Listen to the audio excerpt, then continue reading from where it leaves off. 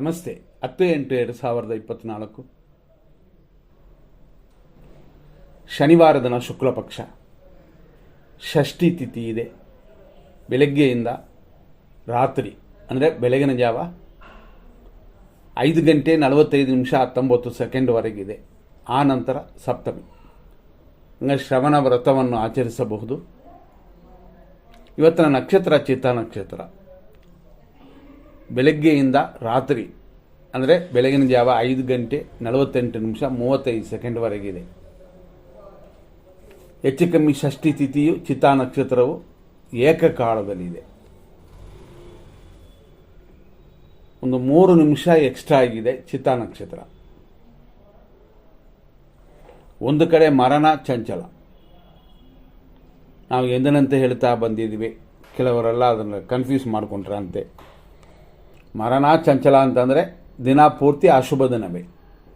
ಏನೂ ಮಾಡಬಾರ್ದ ಅಂತಂದರೆ government order, court order ಮುಂತಾದ ವಿಷಯಗಳಲ್ಲಿ ನೀವು ಏನೂ ಮಾಡೋಕ್ಕಾಗಲ್ಲ. ಕಾಲೇಜು ಬೇರೆ ರೀತಿಯಾಗಿ ಗೌರ್ಮೆಂಟ್ ಆರ್ಡರ್ಗಳನ್ನ ಏನು ಮಾಡೋಕ್ಕಾಗಲ್ಲ, ಪರಿಪಾಲಿಸಬೇಕು. ಆದರೂ ಒಂದು ಆಪರೇಷನ್ನ ಇನ್ನು ಮುಂದಿಡ್ಬೋದು ಅಂತ ಡಾಕ್ಟ್ರು ಹೇಳಿದರೆ ಅದನ್ನು ಮುಂದಿಡಿ.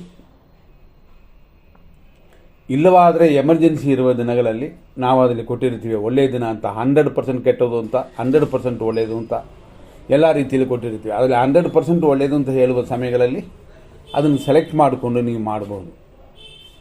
ಆದ್ದರಿಂದ ಇದರಲ್ಲಿ ಹೆಚ್ಚಿನ ಗಮನ ಕೊಟ್ಕೊಳ್ಳಿ. ಇಲ್ಲವೇ ಇಲ್ಲ, ಏನು ಮಾಡೋದು ಅಂತ ಯೋಚನೆ ಮಾಡ್ತಾ ಕೂತಿರೋದು ಬೇಕಾಗಿಲ್ಲ. ಉದಾಹರಣೆ, ಇವತ್ತಿನ ದಿನ ಪ್ರಕಾರ ಮರಣವು ಚಂಚಲವು ಕೂಡಿ ಬಂದಿರುವಂಥ ದಿನವಿದು, ಶನಿವಾರ ಬೇರೆ. ಅದರಿಂದಾಗಿ ನಾವು ಕೊಡುವ ಒಳ್ಳೆಯ ಟೈಮನ್ನು ತಗೊಂಡು ಅದರಲ್ಲಿ ಮಾಡ್ಕೋಬೋದು. ಮತ್ತಷ್ಟು ವಿಶೇಷಕ್ಕೆ ಬರೋಣ. ಚಿತ್ತಾ ನಕ್ಷತ್ರ ಮುಗಿದ ನಂತರ ಬರೋದು ಸ್ವಾತಿ ನಕ್ಷತ್ರ. ಅಂದರೆ ಬೆಳಗಿನ ಜಾವಲ್ಲ ಬರುತ್ತದೆ, 5:49 ಮೇಲೆ. ಆ ಸಮಯದಿಂದ ಶುಭವಾಗಿದೆ. ಹಾಗಾಗಿ ಬ್ರಹ್ಮ ಮುಹೂರ್ತದಲ್ಲೂ ಕೂಡ ಸ್ವಲ್ಪ ಕಳೆದು ಅಂದರೆ 5:45 ಮೇಲೆ ಶುಭವಾಗಿದೆ. ಈ ರೀತಿಯಾಗಿ ಇವತ್ತಿನ ದಿನವನ್ನು ತಿಳ್ಕೊಳ್ಳಿ. ಈ ದಿನದ ಸೂರ್ಯೋದಯ 6:07, ಸೂರ್ಯಾಸ್ತಮನ ಸಂಜೆ 6:43. ಇವತ್ತು ಡಬಲ್ ನಕ್ಷತ್ರ, ಅದರಲ್ಲಿ ಒಂದು ಅಂದರೆ ಚಿತ್ತಾ ನಕ್ಷತ್ರ ರಾಕ್ಷಸಗಣ, ಸ್ವಾತಿ ನಕ್ಷತ್ರ ದೇವಗಣ.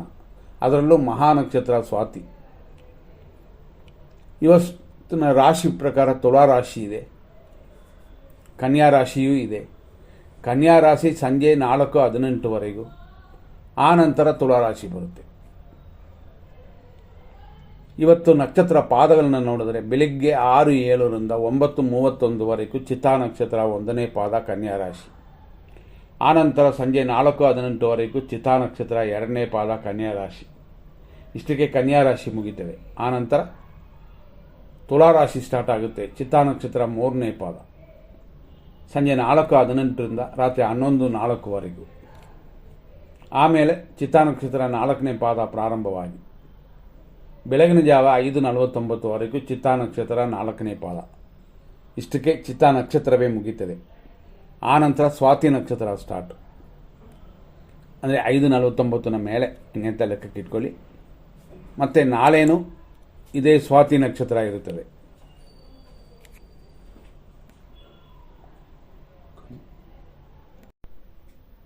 ಸ್ವಾತಿ ನಕ್ಷತ್ರ ದಿನಪೂರ್ತಿ ಇರೋದು ನಾಳೆ. ಹಾಗಾಗಿ ನಾಳೆ ಫುಲ್ ಡೇ ಸ್ವಾತಿ ನಕ್ಷತ್ರವಿದೆ. ಇವತ್ತು ಮತ್ತಷ್ಟು ವಿಶೇಷಗಳನ್ನ ನೋಡೋಕೆ ಹೋದರೆ, ಅಭಿಜಿತ್ ಮುಹೂರ್ತ 12:00-12:50, ವಿಜಯ ಮುಹೂರ್ತ ಮಧ್ಯಾಹ್ನ 2:31 3:21, ಗೋಧೂಳಿ ಮುಹೂರ್ತ ಸಂಜೆ 6:43 7:06, ಅಮೃತಗಳಿಗೆ ಬರೋದು ರಾತ್ರಿ 10:35 12:24, ದ್ವಿ ಪುಷ್ಕರ ಯೋಗ ಅಂತ ಬೆಳಗಿನ ಜಾವ 5:44 5:49, ಸರ್ವಾರ್ಥ ಸಿದ್ಧಿ ಯೋಗ ಬೆಳಗಿನ ಜಾವ 5:49 6:07. ಈ ರೀತಿಯಾಗಿ ಇವತ್ತಿನ ದಿನವಿದೆ. ಆದರೂ ಇದರಲ್ಲಿ ನಾವು ಕೆಟ್ಟ ಟೈಮ್ನ ಕೊಡ್ತೀವಿ, ಅದನ್ನು ನೋಡ್ಕೊಳ್ಳಿ. 100% ಕೆಟ್ಟದು ಅಂತ ನಾವು ನೋಡ್ತೀವಿ. ಇವತ್ತು ಕುಂಭರಾಶಿಯವರಿಗೆ ಚಂದ್ರಾಷ್ಟಮವಿದೆ, ಆದ್ದರಿಂದ ಕುಂಭರಾಶಿಯವರು ಗಮನ. ಅದು ಸಂಜೆ 4:18ವರೆಗೂ. 4:18 ಮೇಲೆ ಮೀನರಾಶಿಯವರಿಗೆ ಚಂದ್ರಾಷ್ಟಮ. ಬೆಳಗ್ಗೆ 6:07 6:57ವರೆಗೂ ದುರ್ಮುಹೂರ್ತ ಒಳ್ಳೆಯದಲ್ಲ. 9:16 10:50 ರಾಹು ಕಾಲ, ಆದ್ದರಿಂದ ಇದು ನೋಡ್ಕೊಳ್ಳಿ. 11:46 ಮಧ್ಯಾಹ್ನ 1:34ವರೆಗೂ ನಕ್ಷತ್ರ ವಿಷಕಟ್ಟಿಕಾ ಕಾಲ ಬರುತ್ತದೆ, ಇದು ಅಶುಭವೇ. ಮಧ್ಯಾಹ್ನ 1:59 ಅಂದರೆ ಹೆಚ್ಚು ಕಮ್ಮಿ 2 ಗಂಟೆಯಿಂದ 3:34ವರೆಗೂ ಯಮಕಂಡ ಕಾಲವಿದೆ. ಸಂಜೆ 4:18 ಮೇಲೆ ಮೀನರಾಶಿಯವರಿಗೆ ಚಂದ್ರಾಷ್ಟಮ ಸ್ಟಾರ್ಟು. ಸಂಜೆ 5:06 6:59 ಮೃತ್ಯು. ಅದೇ ಥರ ರಾತ್ರಿ 1:50 3:16 ಲೇಟ್ ನೈಟ್ವರೆಗೂ ವಿಷಕಟ್ಟಿಕಾ ಕಾಲ. ಖಂಡಿತ ಇದರಲ್ಲಿ ಅವಾಯ್ಡ್ ಮಾಡಿಬಿಡಿ ಕಾರ್ಯಗಳನ್ನ. ಕೆಟ್ಟದನ್ನವಾದರೂ ಒಳ್ಳೆಯದು ಮಾಡ್ಬೋದಾ ಅಂತ ಹುಡುಕೋದಾದರೆ ನಾವು ಹೇಳುವ ಒಳ್ಳೆಯ ಟೈಮ್ 6:59 9:14, 10:52 11:44, ಮಧ್ಯಾಹ್ನ 1:36 1:57, ಮಧ್ಯಾಹ್ನ 3:36 ಸಂಜೆ 5:04ವರೆಗೂ ಶುಭ ಸಮಯ. ಅದೇ ಥರ 7:01 ರಾತ್ರಿ 10:19ವರೆಗೂ ಶುಭವಾಗಿದೆ. ಮತ್ತು ಬೆಳಗಿನ ಜಾವದಲ್ಲಿ ಅಂದರೆ 3:18 ಮೇಲೆ ಶುಭವಾಗಿದೆ. ಇದರಲ್ಲಿ ಕೆಟ್ಟ ಟೈಮು ನಾವು ಕೊಟ್ಟಿದ್ದೀವಿ, ನೋಡ್ಕೊಳ್ಳಿ. ಇಂಥದ್ದು ಟೈಮ್ ದಾಟಿ ಈಗ ಮಾಡುವಂಥ ಕಾರ್ಯಗಳಲ್ಲಿ ಸಕ್ಸಸ್ಸು ಉಂಟು. ಅದರಲ್ಲೇ ನಾವು ಹೇಳುತ್ತೀವಿ, ಪರ್ಟಿಕ್ಯುಲರ್ ಆಗಿ ನಾವು ಹೇಳುವ ಸಮಯದಲ್ಲಿ ಒಳ್ಳೆಯದೂ ಕೂಡಿದ್ದರೆ ಶುಭವಾಗಿರುತ್ತದೆ ಅಂತ. ಈಗ ಉದಾಹರಣೆ ಗುಳಿಕೆ ಕಾಲ ಬರುವ ಸಮಯ 6:07 ಇದೆ ಅಂತ. ಆ ಸಮಯದಲ್ಲಿ ನೋಡಿಕೊಂಡು ನೀವು ಮಾಡ್ಕೋಬೋದು. ಅದರಲ್ಲಿ ನಾವು ಒಳ್ಳೆಯ ಟೈಮ್ ಅಂತ ಕೊಟ್ಟಿರ್ತೀವಲ್ಲ, ಅದನ್ನು ಮಾರ್ಕ್ ಮಾಡಿ ಇಟ್ಕೊಳ್ಳಿ. ಅದೇ ಥರ ಅಮೃತಗಳಿಗೆ ಬರುವ ಸಮಯದಲ್ಲೂ ಕೂಡ ಶುಭ ಕಾರ್ಯಗಳನ್ನ ಮಾಡ್ಬೋದು. ಆ ಸಮಯ ಬರುವ ಟೈಮಲ್ಲಿ ಅಂದರೆ 10:52 ಮೇಲೆ ಬರುತ್ತದೆ. ಆದರೂ 10:50 ಮೇಲೇ ಅಮೃತ ಬರುತ್ತೆ. ಹಂಗಾಗಿ 10:50 ಬಿಟ್ಟು 10:52 ಮೇಲೆ 11:44 ಒಳಗಡೆ ಅಮೃತಗಳಿಗೆ ಶುಭಕರವಾಗಿದೆ.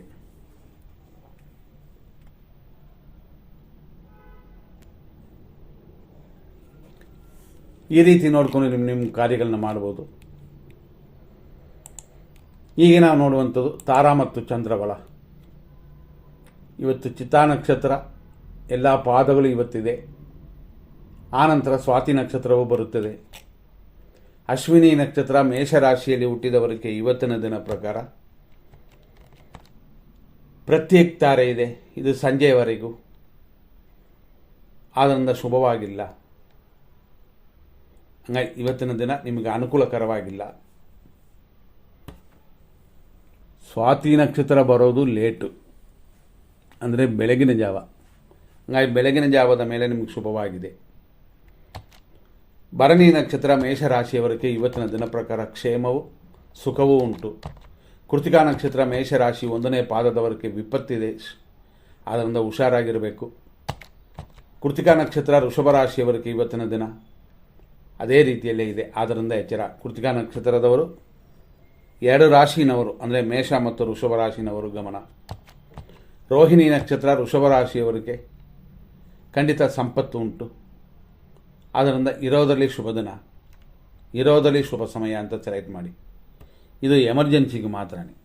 ಯಾಕೆಂತಂದರೆ ನಾವು ಫಸ್ಟೇ ಹೇಳಿದ್ವಿ, ಇವತ್ತಿನ ದಿನ ಪ್ರಕಾರ ನಕ್ಷತ್ರ ಪ್ರಕಾರ ಯಾವ ಥರ ಇದೆ ಹಂಗೆ ಅಂತ ನೋಡೋದಾಯಿತು. ಮರಣಕಾಲವು ಚಂಚಲವು ಕೂಡಿ ಬರುವಂಥ ದಿನ ನೋಡಿಕೊಂಡು ನಿಮ್ಮ ಕಾರ್ಯಗಳನ್ನು ಮಾಡಿ ಗಮನ ಕೊಡಬೇಕು. ಈ ನಂತರ ಮೃಗಶೀರ್ಷ ನಕ್ಷತ್ರ ವೃಷಭ ರಾಶಿ. ವೃಷಭ ರಾಶಿಯಲ್ಲಿ 1 ಮತ್ತು 2ನೇ ಪಾದಗಳು ಮಾತ್ರ ಬರುತ್ತದೆ. ನಿಮಗೆ ಜನ್ಮತಾರೆಯು ಕಾರ್ಯವಿಘ್ನವೂ ಇದೆ. ಯಾರ್ಕಾರು ಒಳ್ಳೆ ಸಹಾಯ ಕಾರ್ಯಗಳನ್ನು ಮಾಡಿ, ಒಳ್ಳೆಯ ಕಾರ್ಯಗಳನ್ನು ಮಾಡಿ. ಮೃಗಶೀರ್ಷ ನಕ್ಷತ್ರ ಮಿಥುನ ರಾಶಿ ಅದೇ ಥರ ಇದೆ, ಆದರೂ ಸ್ವಲ್ಪ ಇರೋದಲ್ಲಿ ಉತ್ತಮ. ಆರುದ್ರ ನಕ್ಷತ್ರ ಮಿಥುನ ರಾಶಿ ಪರಮ ಮಿತ್ರ ತಾರೆಯಾಗಿ ಅನುಕೂಲಕರವಾಗಿದೆ. ಹಂಗಾಗಿ ಎಲ್ಲ ಶುಭ ಕಾರ್ಯಗಳನ್ನು ಮಾಡಿ ಅಂತಂದಿಲ್ಲ. 2 ಕಾರಣ, ಒಂದು ಮರಣ ಚಂಚಲ ಕೂಡಿ ಬಂದಿದೆ, ಇನ್ನೊಂದು ಶನಿವಾರ ಕೂಡಿದೆ. ಪುನರ್ವಸು ನಕ್ಷತ್ರ ಮಿಥುನ ರಾಶಿ, ಮಿತ್ರಧಾರೆ. ಆದ್ದರಿಂದ ಮಿತ್ರರ ಸಹಾಯದಿಂದ ನಿಮ್ಮ ಕಾರ್ಯಗಳನ್ನು ಮಾಡಿಕೊಳ್ಳಿ. ಪುನರ್ವಸು ನಕ್ಷತ್ರ ಕರ್ಕಾಟಕ ರಾಶಿ, ಮಿತ್ರಧಾರೆ, ದ್ರವ್ಯ ಲಾಭ ಎಲ್ಲವೂ ಅನುಕೂಲಕರವಾಗಿದೆ. ಪುಷ್ಯ ನಕ್ಷತ್ರ ಕರ್ಕಾಟಕ ರಾಶಿ, ಟೆನ್ಷನ್ ಉಂಟು, ಆದರೂ ಕೂಡ ದ್ರವ್ಯ ಲಾಭಗಳಿದೆ. ಆಶ್ಲೇಷ ನಕ್ಷತ್ರ ಕರ್ಕಾಟಕ ರಾಶಿ, ಅನುಕೂಲವಿದೆ, ದ್ರವ್ಯ ಲಾಭವೂ ಕೂಡಿ ಬಂದಿದೆ. ಮಕ ನಕ್ಷತ್ರ ಸಿಂಹರಾಶಿ, ಪ್ರತ್ಯೇಕಿದ್ದಾರೆ, ಹಂಗಾಗಿ ಶುಭಕರವಾಗಿಲ್ಲ. ಹಣಹಾನಿ ಧನಹಾನಿಯೂ ಉಂಟು. ಪುಬ್ಬ ನಕ್ಷತ್ರ ಸಿಂಹರಾಶಿ, ಕ್ಷೇಮವಿದೆ, ಅಂದರೆ ಆರೋಗ್ಯ ಪರವಾಗಿಲ್ಲ, ಸ್ವಲ್ಪ ದುಡ್ಡಿನ ವ್ಯವಹಾರದಲ್ಲಿ ಗಮನ. ಉತ್ತರ ನಕ್ಷತ್ರ ಸಿಂಹರಾಶಿ, ವಿಪತ್ತು ಉಂಟು, ಧನಹಾನಿ ಉಂಟು, ಆಸ್ಪತ್ರೆ ಖರ್ಚುಗಳೆಲ್ಲ ಇರುತ್ತದೆ, ಎಚ್ಚರ. ವೇಸ್ಟ್ ಖರ್ಚುಗಳೆಲ್ಲ ಇರುತ್ತೆ, ಎಚ್ಚರ. ಉತ್ತರ ನಕ್ಷತ್ರ ಕನ್ಯಾ ರಾಶಿ, ಇದೇ ಥರ ಅನಾನುಕೂಲವೇ, ಅಷ್ಟೊಂದು ಒಳ್ಳೆಯ ದಿನ ಅಂತ ಹೇಳುವಂತಿಲ್ಲ, ಗಮನ ಕೊಟ್ಕೊಳ್ಳಿ. ಹಸ್ತ ನಕ್ಷತ್ರ ಕನ್ಯಾ ರಾಶಿ, ಸಂಪತ್ತು ಉಂಟು, ಶರೀರ ಸುಖವೂ ಉಂಟು, ನೋಡ್ಕೊಂಡು ನಿಮ್ಮ ಕಾರ್ಯಗಳನ್ನ ಮಾಡಬಹುದು. ಚಿತ್ತಾ ನಕ್ಷತ್ರ ಕನ್ಯಾ ರಾಶಿ, ಜನ್ಮತಾರೆ ಇದೆ, ಆದ್ದರಿಂದ ದೇವರಲ್ಲಿ ಪೂಜೆ ಇಟ್ಕೊಳ್ಳಿ. ಚಿತ್ತಾ ನಕ್ಷತ್ರ ತುಲಾರಾಶಿ, ಜನ್ಮತಾರೇನೆ, ವ್ಯಯವೂ ಉಂಟು, ಖರ್ಚುಗಳನ್ನ ಕಡಿಮೆ ಮಾಡಿಕೊಳ್ಳಿ ಇವತ್ತು. ಸ್ವಾತಿ ನಕ್ಷತ್ರ ತುಲಾರಾಶಿ, ಪರಮ ಮಿತ್ರಧಾರೆಯಾಗಿ ಅನುಕೂಲಕರವಾಗಿದೆ ಇವತ್ತು. ವಿಶಾಖ ನಕ್ಷತ್ರ ತುಲಾರಾಶಿ, ಮಿತ್ರಧಾರೆ, ವ್ಯಯ ಇದೆಲ್ಲ ಕೂಡಿ ಬರುತ್ತದೆ. ವಿಶಾಖ ನಕ್ಷತ್ರ ವೃಶ್ಚಿಕ ರಾಶಿ, ಮಿತ್ರಧಾರೆ ಇದೆ, ಇಷ್ಟಾರ್ಥ ಸಿದ್ಧಿಯೂ ಕೂಡ ಕೂಡಿ ಬರುತ್ತದೆ. ಅನುರಾಧ ನಕ್ಷತ್ರ ವೃಶ್ಚಿಕ ರಾಶಿ, ಟೆನ್ಷನ್, ಇಷ್ಟಾರ್ಥ ಸಿದ್ಧಿಯೆಲ್ಲ ಕೂಡಿ ಬಂದಿದೆ. ಜ್ಯೇಷ್ಠ ನಕ್ಷತ್ರ ವೃಶ್ಚಿಕ ರಾಶಿ, ಅನುಕೂಲವಿದೆ, ಇಷ್ಟಾರ್ಥ ಸಿದ್ಧಿ ಇದೆ, ಖಂಡಿತ ಶುಭವಾಗಿದೆ. ಆದರೆ ಇವತ್ತಿನ ದಿನ ಅಷ್ಟೊಂದು ಅನುಕೂಲವಿಲ್ಲ, ಕೆಲವು ಕಾರ್ಯಗಳನ್ನ ಮಾಡಬಹುದು ಅಷ್ಟೇ. ಮೂಲ ನಕ್ಷತ್ರ ಧನುಸು ರಾಶಿ, ಪ್ರತ್ಯೇಕಿತಾರೆ, ಅನುಕೂಲವಿಲ್ಲದ ದಿನವಿದು. ಪೂರ್ವಾಷಾಢ ನಕ್ಷತ್ರ ಧನುಸು ರಾಶಿ, ಕ್ಷೇಮ, ಉದ್ಯೋಗ ಅಭಿವೃದ್ಧಿ ಆ ರೀತಿ ಅನುಕೂಲವಾಗಿದೆ. ಉತ್ತರಾಷಾಢ ನಕ್ಷತ್ರ ಧನುಸು ರಾಶಿ, ವಿಪತ್ತು ಉಂಟು, ಆದ್ದರಿಂದ ಗಾಡಿಗಳಲ್ಲಿ ಹುಷಾರು. ಉತ್ತರಾಷಾಢ ನಕ್ಷತ್ರ ಮಕರ ರಾಶಿ, ಏಟು ಗಾಯಗಳು ವಿಪತ್ತೆಲ್ಲ ಉಂಟು, ಸ್ವಲ್ಪ ತೊಂದರೆಗಳಿರುತ್ತದೆ. ಶ್ರವಣ ನಕ್ಷತ್ರ ಮಕರ ರಾಶಿ, ಸಂಪತ್ತಿದೆ, ಕಾರ್ಯಗಳಲ್ಲಿ ಅಡೆತಡೆ ಉಂಟು. ಧನಿಷ್ಠ ನಕ್ಷತ್ರ ಮಕರ ರಾಶಿ, ಜನ್ಮತಾರೆ, ಕಾರ್ಯ ತಡೆಯೆಲ್ಲ ಇದೆ. ಕುಜನ್ನ ಪೂಜೆ ಮಾಡಿಕೊಳ್ಳಿ, ಅಂಗಾರಕ ಗ್ರಹನ. ಧನಿಷ್ಠ ನಕ್ಷತ್ರ ಕುಂಭರಾಶಿ, ಜನ್ಮತಾರೆ, ರೋಗವೃದ್ಧಿ, ಮಾತ್ರೆಗಳನ್ನ ಸರಿಯಾಗಿ ದಿನ ತಗೊಳ್ಳಿ, ಅಂದರೆ ದಿನ ತಗೊಳ್ಳುವಂಥದ್ದನ್ನು ಇವತ್ತು ತಗೊಳ್ಳಿ. ಶತಭಿಷ ನಕ್ಷತ್ರ ಕುಂಭರಾಶಿ, ಪರಮ ಮಿತ್ರಧಾರೆಯು ಸ್ವಲ್ಪ ರೋಗವೃದ್ಧಿಯೂ ಉಂಟು. ಪೂರ್ವ ಭಾದ್ರಪದ ನಕ್ಷತ್ರ ಕುಂಭರಾಶಿ, ಮಿತ್ರಧಾರೆಯಾಗಿದೆ, ಪರವಾಗಿಲ್ಲ. ಇರೋದರಲ್ಲಿ ಒಳ್ಳೆಯ ದಿನ, ಅಂದರೆ ಇರೋದರಲ್ಲಿ ಒಳ್ಳೆಯ ಸಮಯ ಅಂತ ತಗೋಬೇಕು. ಅದಕ್ಕೆ ನೆಕ್ಸ್ಟು ಅಂತಂದರೆ ಪೂರ್ವಭಾದ್ರ ನಕ್ಷತ್ರ ಮೀನರಾಶಿ, 4ನೇ ಪಾದ, ಮಿತ್ರಧಾರೆ ಇದೆ, ಅಭಿವೃದ್ಧಿ ಇದೆ, ಪರವಾಗಿಲ್ಲ ಇರೋದರಲ್ಲಿ. ಅರೆ ಶನಿವಾರ ಯೋಗಗಳನ್ನು ನೋಡಿಕೊಳ್ಳಿ, ಸರಿಯಾಗಿಲ್ಲ. ಉತ್ತರ ಭಾದ್ರಪದ ನಕ್ಷತ್ರ ಮೀನರಾಶಿ, ಟೆನ್ಷನ್ ಉಂಟು, ಬಿಟ್ಟುಬಿಡಿ ಟೆನ್ಷನ್ನ, ನಿಧಾನವಾಗಿ ಕೆಲಸಗಳು ಮಾಡಿಕೊಳ್ಳಿ. ರೇವತಿ ನಕ್ಷತ್ರ ಮೀನರಾಶಿ, ಅನುಕೂಲವಿದೆ, ಸುಖವೂ ಉಂಟು, ಆದ್ದರಿಂದ ಶುಭಕರವಾಗಿದೆ ಇವತ್ತು. ಒಳ್ಳೆಯ ಕಾರ್ಯಗಳನ್ನು ಸ್ವಲ್ಪ ನಿಧಾನವಾಗಿ, ಎಮರ್ಜೆನ್ಸಿ ಇದ್ದರೆ ಒಳ್ಳೆಯ ಟೈಮಲ್ಲಿ, ನಾವು ಕೊಟ್ಟಿರುವಂಥ 100% ಪರವಾಗಿಲ್ಲ ಅಂತ ಹೇಳಿರುವಂಥ ಸಮಯಗಳಲ್ಲಿ ಮಾಡಿಕೊಳ್ಳಿ, ಖಂಡಿತ ಸಕ್ಸಸ್ ಆಗುತ್ತದೆ. ಈವರೆಗೆ ಇಷ್ಟು ವಿಷಯಗಳನ್ನ ನೋಡಿದ್ವಿ. ಮುಂದಿನ ಸಂಚಿಕೆಯಲ್ಲಿ ನೋಡೋಣ. ನಮಸ್ಕಾರ.